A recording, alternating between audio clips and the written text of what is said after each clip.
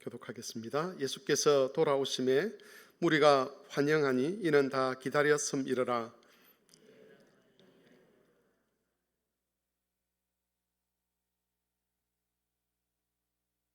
이는 자기에게 12살 된 외딸이 있어 죽어감이러라. 예수께서 가실 때에 무리가 밀려들더라.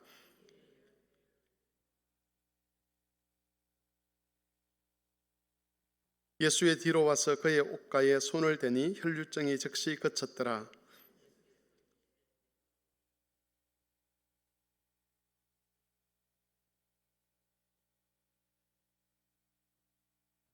예수께서 이르시되 내게 손을 댄 자가 있도다. 이는 내게서 능력이 나간 줄 알미로라 하신대.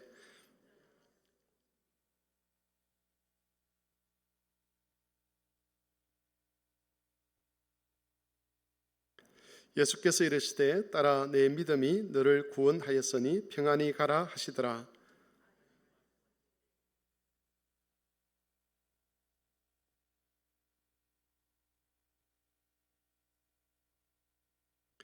예수께서 들으시고 이르시되 두려워하지 말고 믿기만 하라. 그리하면 딸이 구원을 얻으리라 하시고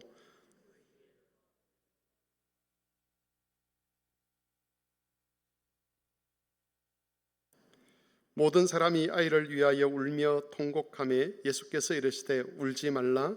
죽은 것이 아니라 잔다 하시니 예수께서 아이의 손을 잡고 불러 이르시되 아이야 일어나라 하시니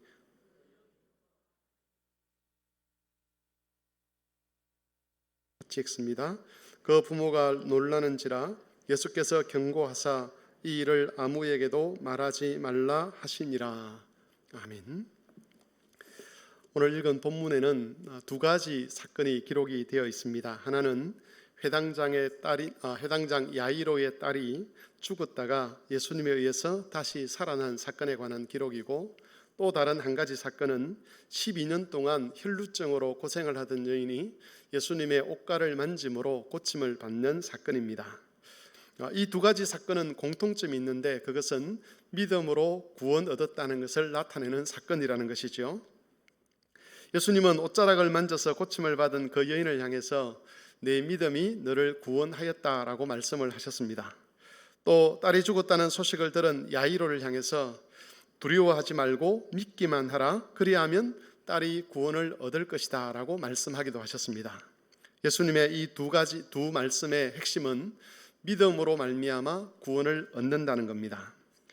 오늘은 이 중에서 야이로의 딸이 고침받는 사건에 관해서 말씀을 전하고, 다음 시간에 혈루증을 앓았던 여인이 고침받았던 그 사건에 관해서 설교를 하고자 합니다.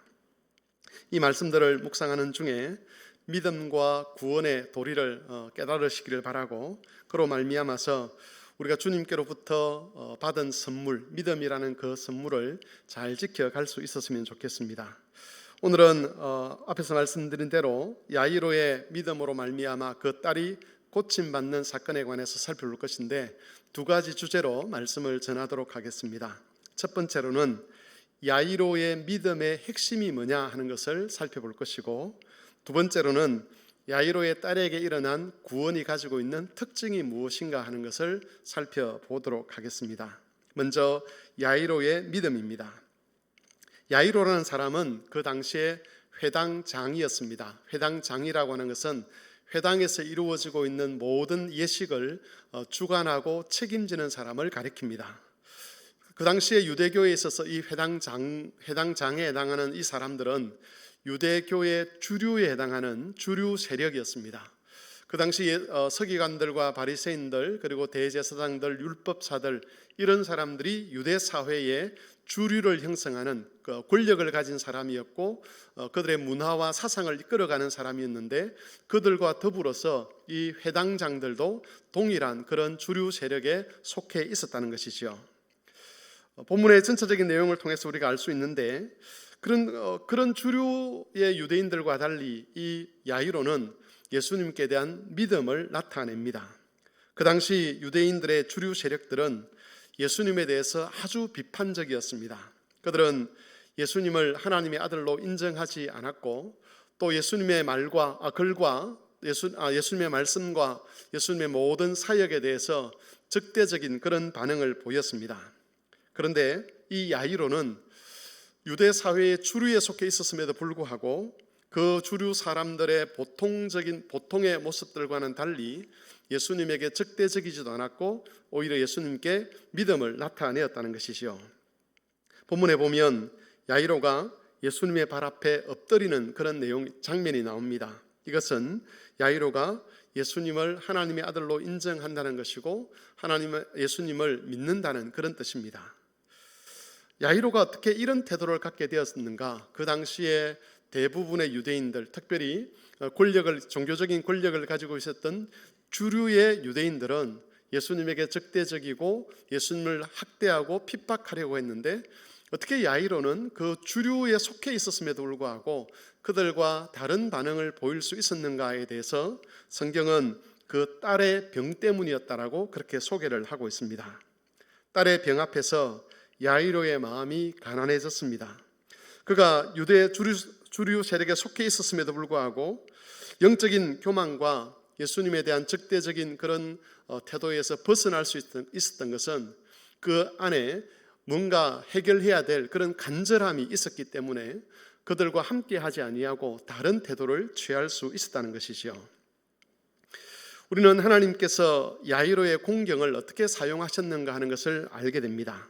하나님은 이 야이로의 어려움, 야이로가 겪게 된 그 공경을 통해서 그 공경을 그의 믿음의 통로로 사용을 하셨습니다. 다시 말해서 야이로에게 닥친 그 공경은 하나님께서 이 야이로를 그 당시 악한 유대인들의 주류 세력과 구별시키도록 하는 하나님의 도구였다는 것이죠. 공경이라고 하는 것은 그 자체로만 보면 고통이라고 할 수가 있습니다. 하지만 하나님께서 그 공경을 사용을 하시고 그 공경을 통해 은혜를 주시면 그런 어려움과 고통을 통해서 사람들의 마음이 가난해지게 됩니다.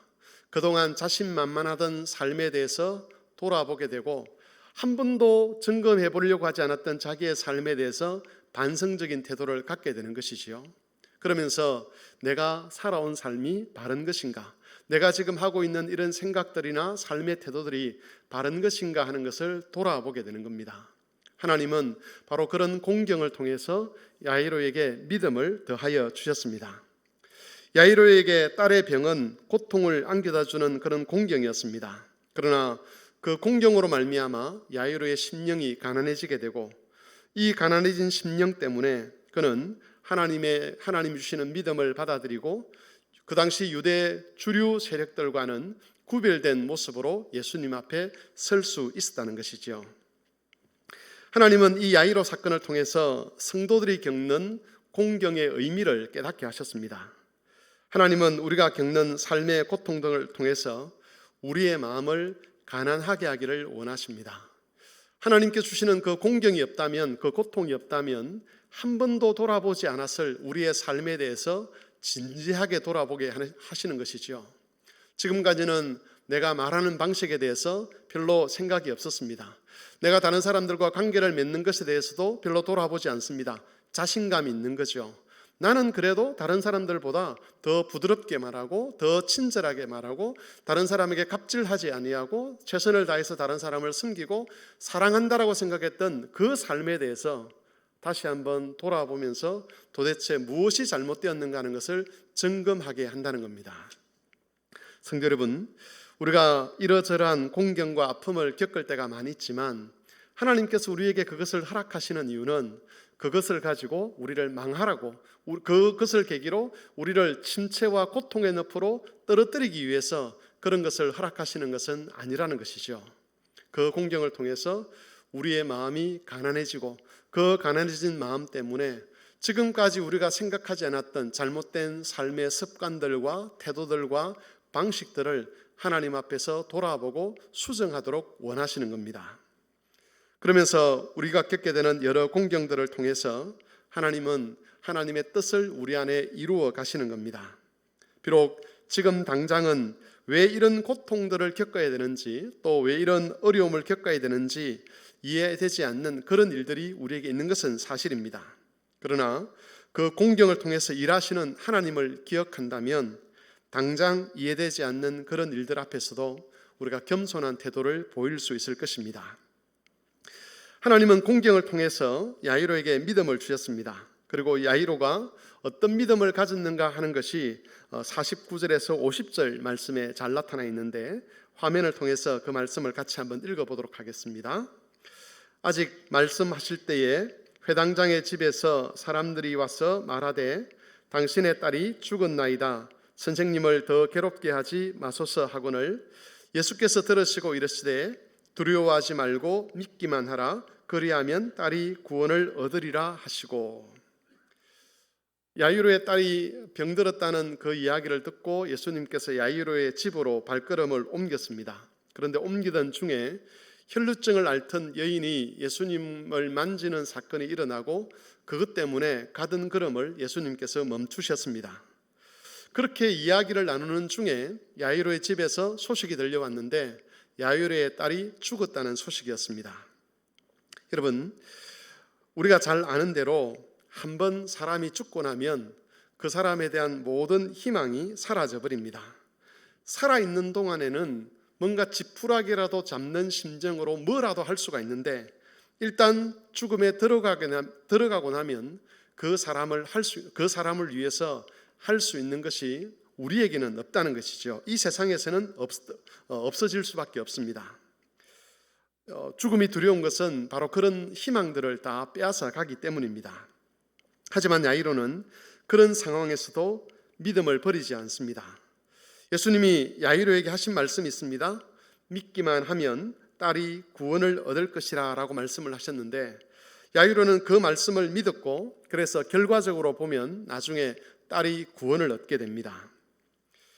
우리는 야이로의 딸의 죽음을 통해서 야이로가 가지고 있었던 그 믿음의 실체가 무엇인가 하는 것을 알게 됩니다. 다시 말하면 하나님께서 공경을 통해서 야이로에게 믿음을 주셨는데 그 야이로에게 주신 믿음의 실체, 믿음의 내용이 무엇인가 하는 것을 알 수 있다는 것이죠.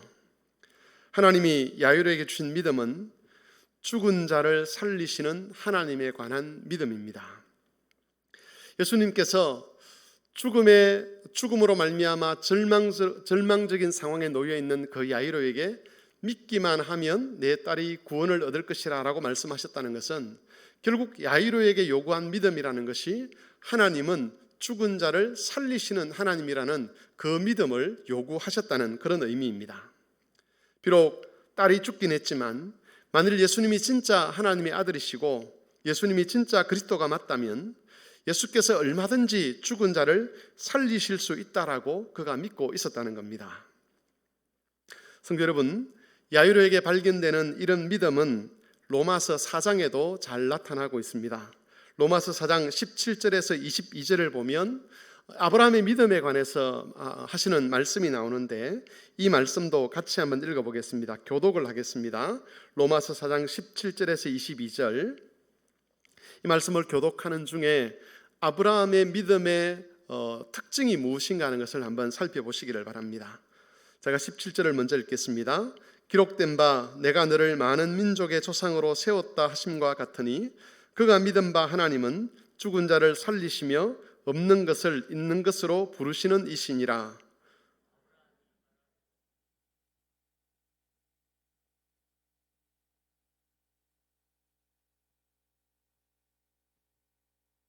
그가 백세나 되어 자기 몸이 죽은 것 같고 사라의 태가 죽은 것 같음을 알고도 믿음이 약하여지지 아니하고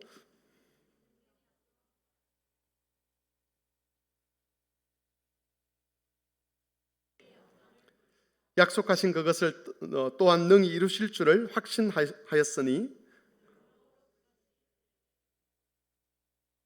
여기서 아브라함의 믿음을 하나님께서 말씀하시는데 17절에서 뭐라고 말씀하시느냐 하면 그가 믿은 바 하나님은 죽은 자를 살리시며 없는 것을 있는 것 같이 부르시는 이시니라 라고 그렇게 증거를 하고 있습니다. 아브라함은 자기 아들 이삭을 하나님께 번제로 드리려고 했습니다. 그때 아브라함이 그렇게 할 수 있었던 이유는 뭐냐? 그에게 믿음이 있었기 때문인데 어떤 믿음을 가지고 있었느냐 하면 죽은 자를 살리시며 없는 것을 있는 것 같이 부르시는 하나님께 대한 믿음이 있었다는 겁니다. 없는 것을 있는 것 같이 부른다는 것은 생명 없는 곳에서 마치 생명 있는 것처럼 하나님께서 사람을 부르신다는 그런 의미입니다. 이것은 하나님이 죽은 자를 살리신다는 것을 다르게 표현한 것이죠. 그러니까 하나님은 죽은 자를 살리시며 없는 것을 있는 것처럼 부르신다는 이 말씀은 하나님께서 정말 생명을 주시는 능력이 있다는 것을 나타내는 그런 강한 표현이라고 할 수가 있습니다. 아브라함도 그렇고 야이로도 그렇고 두 사람은 동일한 믿음을 가지고 있었습니다. 하나님은 죽은 자를 살리신다는 그 믿음을 이 두 사람이 똑같이 가지고 있었다는 것이죠. 여러분, 어떻게 이 두 사람이 같은 믿음을 가질 수 있었겠습니까? 그것은 두 사람에게 믿음을 주신 하나님이 한 분 하나님이시기 때문에 그렇습니다. 다시 말해서 그 두 사람이 각각 하나님이 주시는 그 믿음을 선물로 받았기 때문에 그 믿음의 특징, 하나님 주시는 믿음의 특징인 죽은 자를 살리시는 하나님께 대한 믿음을 이 사람들이 가지고 있었다는 겁니다. 우리는 여기서 하나님이 믿는 자들에게 주신 그 믿음의 본질적인 내용이 무엇인가 하는 것을 깨닫게 됩니다. 그것은 하나님께서 죽은 자를 살리신다는 믿음, 다시 말하면 부활의 믿음입니다. 믿음에 다른 내용들이 포함되어 있긴 하지만 모든 믿음의 내용들, 그 내용들이 어디를 향해 가고 있느냐, 어디에 근거하고 있느냐라고 했을 때 바로 부활에 대한 믿음에 근거하고 있다는 것이지요. 예수님은 야이로의 딸을 살려주심으로써 하나님께서 죽은 자를 살리신다는 그 믿음이 결코 헛되지 않다는 것을 가르쳐 주셨습니다. 우리에게 있는 이 부활에 대한 믿음이 헛되지 않다는 것이죠. 예수님께서 다시 오시는 날, 재림하시는 날 우리 모두가 다 부활하게 될 것을 약속하셨는데 그 약속을 믿는 사람들에게 그 약속이 헛되지 않다는 것을 야이로의 딸 사건을 통해서 우리에게 먼저 알려주시는 겁니다. 그래서 여러분, 믿음이 약해질 때 나타나는 가장 대표적인 현상 하나가 뭐냐 하면 현실에 집착하는 겁니다. 하나님께서 주신 믿음이 강하면 강할수록 현실보다는 예수님의 재림의 삶에 초점을 맞추고 살아가게 되어 있습니다.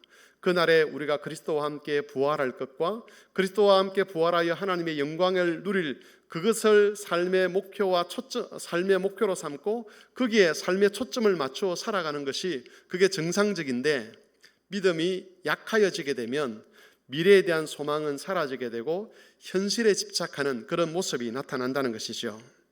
현실에서 복을 받는 것이 은혜의 본질이라고 생각을 하게 됩니다. 하나님 앞에서 은혜 받았다고 할 때에 현실적인 축복이 없으면 그게 은혜가 아니라는 그런 생각을 사람들이 하는 겁니다. 언제 그렇게 되느냐 하면 믿음이 약하여질 때입니다. 반대로 믿음이 강해지게 되면 비록 현실에서는 우리가 원하는 일들이 이루어지지 않는다 할지라도 늘 그 시선이 다시 오실 예수 그리스도에게 초점 맞추어지게 됩니다. 왜냐하면 우리 믿음의 본질이 부활에 대한 믿음이기 때문에 그렇습니다. 따라서 믿음 안에 있는 이 소망을 우리가 항상 기억할 필요가 있습니다. 세상은 또 그리고 마귀는 우리 안에 있는 이 믿음을 흐려지게 만들기 위해서 많은 애를 쓰고 있습니다. 때로는 죄의 유혹으로, 때로는 나쁜 사상으로, 때로는 삶의 염려와 근심으로서 우리 안에 있는 이 부활에 대한 믿음을 흐려지게 만들고 그래서 현실에 집착하는 자로 전락시키기 위해서 애를 쓰는 것이죠. 이런 세상 속에서 우리는 하나님이 우리에게 주신 그 믿음의 본질이 무엇인가 하는 것을 늘 기억을 해야 합니다. 우리에게 주신 믿음의 본질은 부활에 대한 소망이라는 것, 그날에 하나님께서 모든 것을 우리에게 갚아주시기 위해서 우리에게 믿음을 주셨고 그 믿음을 따라 살아가게 하신다는 것을 기억할 필요가 있다는 것이지요. 그러므로 주 안에서 사랑하는 교우 여러분, 여러분이 하나님께로부터 받은 그 믿음의 실체를 잘 지켜가시기를 바랍니다. 세상의 거짓된 사상들, 유혹들 이런 것들이 우리 믿음의 본질을 흐리게 만들면 우리가 예수를 믿고 있으면서도 믿는 자가 아닌 것처럼 그렇게 생각하게 되고 그렇게 살아갈 수밖에 없습니다. 아브라함이 가졌던 것처럼 야이로가 가졌던 것처럼 부활에 대한 그 소망을 가지고 우리가 살아가게 될 때에 길을 잃어버리지 않고 영생의 삶을 우리가 지속적으로 살아갈 수가 있는 겁니다. 죽은 자를 살리시고 없는 것을 있는 것 같이 부르시는 그 하나님이 주신 약속, 그 약속을 이루어 주실 것을 기대하시면서 이 종말의 시대를 잘 살아가는 그런 성도들이 되시기를 바랍니다. 여러분, 두 번째로 살펴볼 것은 야이로의 딸에게 일어난 구원의 특징입니다. 야이로의 딸이 죽었다는 소식을 들었지만 예수님은 그 걸음을 멈추지 않고 야이로의 집으로 가셨습니다. 사람들은 아이가 죽은 것 때문에 통곡하며 슬퍼하고 있었습니다. 그때 예수님께서 어떤 말씀을 하셨는가 하는 것이 52절에 기록되어 있습니다. 52절 말씀 같이 한번 읽어보겠습니다. 모든 사람이 아이를 위하여 울며 통곡하며 예수께서 이르시되 울지 말라, 죽은 것이 아니라 잔다 하시니. 예수님은 아이가 죽었다는 것을 알고 계셨습니다. 그런데 그럼에도 불구하고 그 죽은 아이를 가리켜서 잔다라고 그렇게 말씀을 하셨습니다. 여러분, 예수님의 이 말씀은 지금 이 현상, 지금 눈앞에 있는 이 현상이 이 사태가 어떤 사태라는 것에 대한 그런 사실을 묘사하는 말씀이 아니었습니다. 만일 사실에 대해서 말씀을 한다 그러면 이 아이가 죽었다라고 그렇게 표현하는 것이 정상일 겁니다. 그럼에도 불구하고 예수님은 그렇게 말하지 아니하고 이 아이가 자는 것이다 그렇게 말씀을 하셨습니다. 그래서 현대의 자유주의 신학자들 중에서는 이 아이가 정말 죽었던 아이가 아니고 이 예수님의 표현대로 깊이 잠들었던 아이였다라고 그렇게 설명을 하고 싶어하는 사람들도 있습니다. 그런데 여러분, 이것은 예수님의 의도를 잘 모르는 것이지요. 여러분, 예수님은 어떤 의도로 이 아이를 가리켜서, 죽은 아이를 가리켜서 잔다라고 그렇게 표현을 하셨겠습니까? 아이의 죽음을 가리켜서 자는 것이라고 말씀하셨던 이유는 앞으로 일어날 일에 근거해서 그 현상을 해석하는 것이죠. 조금 있으면 예수님께서 이 아이를 살려주실 것입니다. 그 예수님께서 살려주실 그 일에 근거해서 보았을 때에 이 아이의 지금 상태를 자는 것과 같은 것이다 라고 그렇게 해석을 해 주시는 것이죠. 죽지 않았다는 것이 아니고 죽었지만 곧 일어날 것이기 때문에 잔다라는 그런 표현을 하실 수가 있었습니다. 여러분, 이것을 조금 더 신학적으로 표현을 하자면 미래를 현재에 침투시킨 말씀이다 그렇게 표현을 할 수가 있겠습니다. 미래를 현재에 침투시킨 말씀입니다. 우리는 여기서 믿음을 가진 사람들과 믿음 없는 사람에게서 나타나는 중요한 한 가지 특징을 알게 됩니다. 믿음이 없는 사람, 다시 말해서 하나님께서 죽은 자를 살리실 것을 살릴 거라는 그 믿음이 없는 사람, 장차 그리스도 안에서 우리가 부활하게 될 것이라는 그 믿음이 없는 사람들은 항상 사실만 이야기합니다. 일어나고 있는 그 현상만 이야기한다는 것이죠. 지금 일어나고 있는 일, 지금 눈앞에 펼쳐지고 있는 그 사실을 이야기하는 것 외에는 그 사람들에게는 할 이야기가 없습니다. 아이가 죽었습니다. 죽었다는 이야기밖에 할 수 없는 것이고 그 죽음 때문에 슬퍼하고 통곡하는 것밖에 할 수가 없습니다.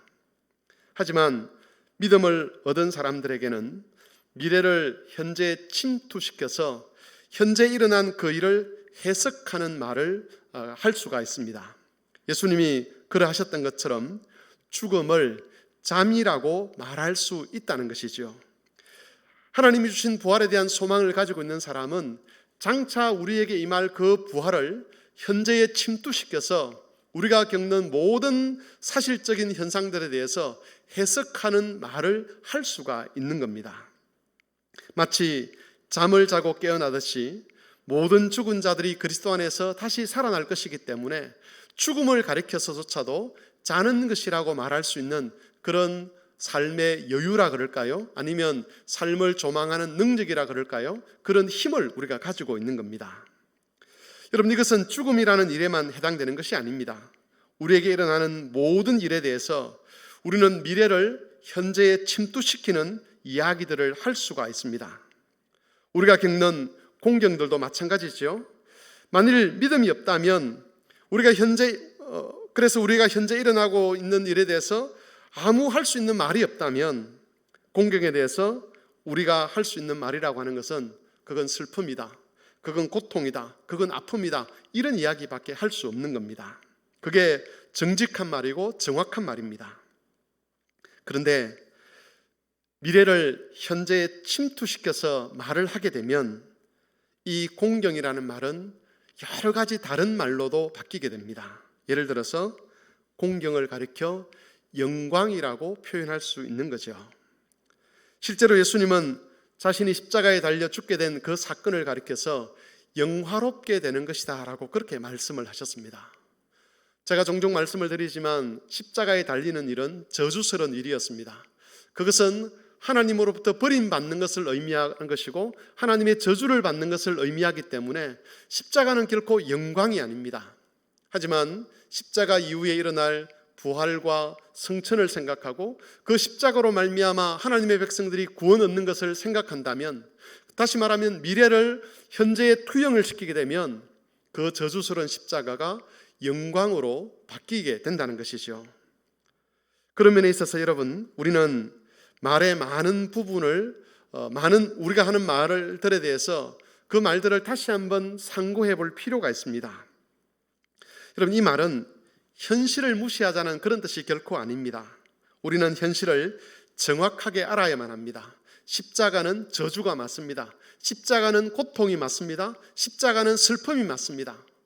우리에게서 누군가가 죽는다면, 사랑하는 사람을 잃어버린다면 그것은 정말 슬픔이고 고통이고 아픔이 맞습니다. 여러분, 죽은 것을 가리켜서 죽지 않은 것이라고 말해서는 안 된다는 것이죠. 슬프고 가슴 아프고 큰 괴로움이 있는데 마치 그런 것이 없는 것처럼 말하는 것, 그게 믿음이라고 이야기할 수는 없습니다. 사랑하는 사람을 잃으면 그 상처는 아주 오래 갑니다. 그것을 부정하려고 해서는 안 되는 것입니다. 나는 믿음이 있기 때문에 고통도 느끼지 않고 슬픔도 느끼지 않고 나는 항상 즐겁다라고 말한다면 그 사람은 이상한 사람입니다.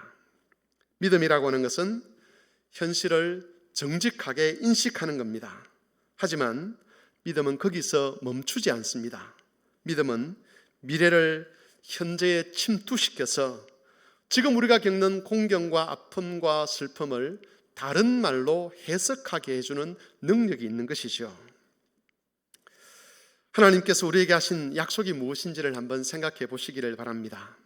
그리스도께서 재림하실 때에, 우리가 부활할 때에 어떤 일들이 일어날 것인가를 한번 묵상해 보시기를 바랍니다. 그리고 그렇게 묵상한 내용들, 우리에게 주신 그 미래의 소망을 현재에 침투시켜서 지금 우리가 겪고 있는 이런 일들을 어떻게 해석할 수 있는지를 한번 점검해 보셨으면 좋겠습니다. 그러면 많은 말들이 달라지게 될 겁니다. 고통이 영광이라는 말로 바뀌게 될 것이고, 죽음이 잠으로 바뀌게 될 것입니다. 슬픔이 기쁨으로 바뀌게 될 것이고, 탄식이 찬송으로 바뀌게 된다는 것입니다. 물론 여러분, 그 반대의 경우도 있을 수 있습니다. 형통이 심판이 될 수도 있습니다. 복이 저주가 될 수도 있습니다. 우리가 이런 말들을 하면, 이 말을 하는 지금 이 시점에서는 우리의 말들이 세상으로부터 조롱을 받습니다. 어떻게 죽음이 잠이 될 수 있느냐? 어떻게 십자가가 영광이 될 수 있느냐? 어떻게 슬픔이 기쁨이 되고 탄식이 찬송이 될 수 있느냐라고 그렇게 조롱을 합니다. 예수님께서 소녀의 죽음을 가리켜서 자는 것이라고 했을 때에 사람들은 그 아이가 죽은 것을 알았기 때문에 예수님을 비웃었습니다. 그건 정말 당연한 일입니다. 미래를 현재에 침투시키지 못하는 사람들의 눈에는 드러난 그 사실 외에 다른 것을 볼 수 있는 능력 자체가 없기 때문에 그것만 보면 절대로 십자가가 영광이 될 수 없고 죽은 것이 잠이 될 수가 없는 것이지요. 그런 눈을 가지고 있는 사람들에게 미래를 현재에 침투시키는 그 사람들의 언어, 믿음의 사람들의 언어는 조롱거리가 될 수밖에 없습니다. 하지만 예수님에 의해서 아이가 다시 살아난 것을 사람들이 보았을 때에 조롱하던 이들은 오히려 부끄러움을 당하게 됩니다. 그러므로 주 안에서 사랑하는 교우 여러분, 미래를 현재에 침투시키는 것 때문에 겪게 될 다양한 조롱이나 멸시나 또는 박탈감, 이런 것들 때문에 우리의 마음을 빼앗기지 않도록 항상 조심해야만 합니다. 미래를 현재에 침투시키는 이 삶의 방식은 우리를 영광으로 이끌어 갈 겁니다. 우리를 기쁨과 찬송과 감사의 자리로 이끌어 가게 될 것입니다. 예수님이 십자가를 통해 영광에 이르렀듯이 우리도 여러 종류의 공경을 통해서 영광에 이르게 되는 것이지요. 모든 것이 밝혀지게 될 그 날에 대한 소망, 그 소망으로 우리가 견뎌낸다면, 우리의 언어를 새롭게 한다면 주님께서 인내 가운데 우리를 이끌게 될 것이고, 결국 우리의 삶은 찬송과 감사와 영광으로 결론이 나게 될 것입니다. 말씀을 정리하겠습니다. 여러분, 예수님께서 씨 뿌리는 비유의 말씀을 하셨는데 거기에 보면 길가에 뿌려진 씨에 대한 말씀이 나옵니다.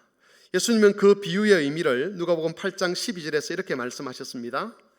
길가에 있다는 것은 말씀을 들은 자니 이에 마귀가 가서 그들이 믿어 구원을 얻지 못하게 하려고 말씀을 그 마음에서 빼앗는 것이요.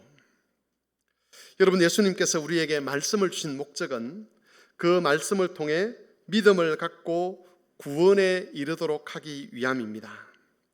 말씀을 듣는다는 것은 결국 구원 얻게 하는, 믿음을 지켜가도록 하는 하나님의 방법입니다. 하나님께서는 우리에게 구원 얻는 믿음을 주셨습니다. 미래를 현재에 투영시켜서 현재를 새롭게 해석하고 미래에 대한 소망을 가지고 살아갈 수 있도록 믿음을 우리에게 주셨습니다. 그런데 그 믿음은 항상 도전받고 있습니다. 마귀는 그 믿음을 희미하게 만들려고 하죠. 그런 마귀로부터 하나님 주신 믿음을 지켜가는 방법으로서 하나님 주신 것이 무엇이냐라고 할 때 그게 바로 하나님의 말씀이라는 것입니다. 부활에 대한 믿음, 하나님 주신 그 소망을 믿는 믿음, 그것을 잃어버리지 않기 위해서 하나님은 말씀을 듣게 하셨습니다. 그러므로 성도 여러분, 우리가 받은 그 구원 얻는 믿음을 잘 지켜가도록 하기 위해서 말씀을 잘 들으시고 묵상하시기를 바랍니다. 그리하여서 여러 유혹들과 시련들 가운데서도 구원 얻는 그 믿음을 빼앗기지 마시고 우리의 남은 날 동안 견고하게, 강하게 그 믿음을 지켜감으로 말미암아서 날마다 주께 더 가까이 나아가는 그런 삶을 살아가는 모든 성도들이 되시기를 바랍니다.